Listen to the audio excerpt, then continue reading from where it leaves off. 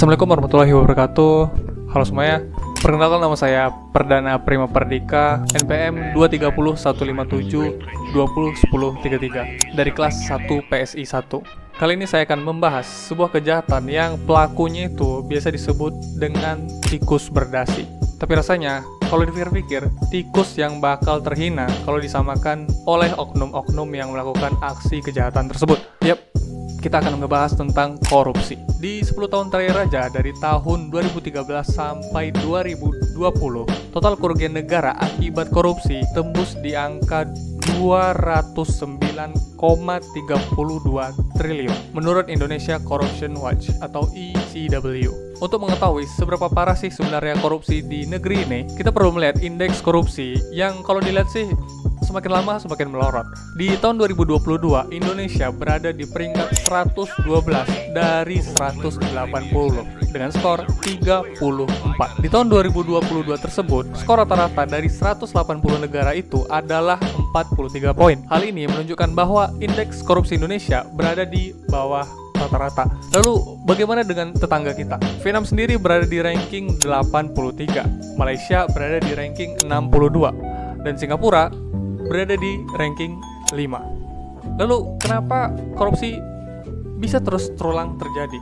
Sebenarnya itu ada banyak faktor, dan ditambah banyaknya upaya-upaya yang telah dilakukan untuk melemahkan lembaga anti korupsi di negeri ini. Yang udah kejadian itu adalah revisi dari Undang-Undang KPK yang secara tidak langsung isinya melemahkan. Bahkan baru-baru ini ketua dari lembaga yang harusnya menanggulangi kasus-kasus korupsi malah terjerat oleh kasus korupsi itu sendiri. Epic sekali, bukan? Tapi sebenarnya apa sih itu korupsi?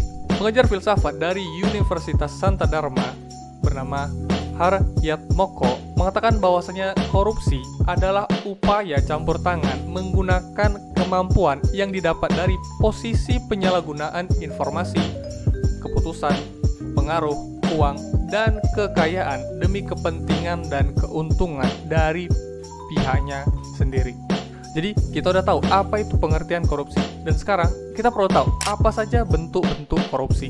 Berdasarkan Undang-Undang Nomor 31 Tahun 1999 Junto UU Nomor 20 Tahun 2001, setidaknya ada 30 bentuk dan jenis korupsi. Dari 30 jenis korupsi itu biasanya diklasifikasikan menjadi 7.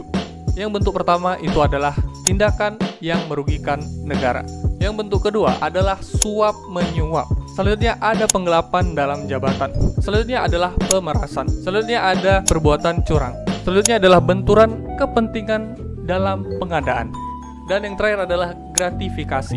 Itu dia tadi 7 klasifikasi dari korupsi.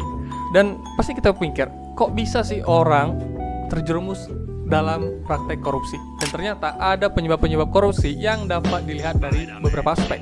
Yang pertama ada aspek individu pelaku korupsi, seperti sifat tamak manusia, moral yang kurang kuat menghadapi godaan, penghasilan tidak mencukupi kebutuhan hidup yang wajar, kebutuhan hidup yang mendesak, gaya hidup yang konsumtif, malas atau tidak mau bekerja keras, hingga ajaran agama yang kurang ditetapkan dengan benar.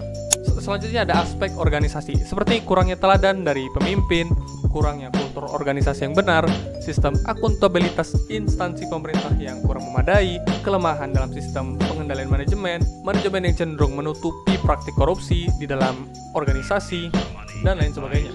Yang ketiga itu adalah aspek masyarakat tempat individu atau organisasi berada, seperti nilai-nilai yang berlaku di masyarakat mendukung terjadinya korupsi, kurangnya kesadaran bahwasanya masyarakat adalah yang paling dirugikan oleh praktik korupsi, kurangnya pemahaman bahwa masyarakat terlibat dalam setiap praktik korupsi, kurangnya kesadaran bahwasanya pencegahan dan pemberantasan korupsi hanya berhasil jika masyarakatnya aktif terlibat.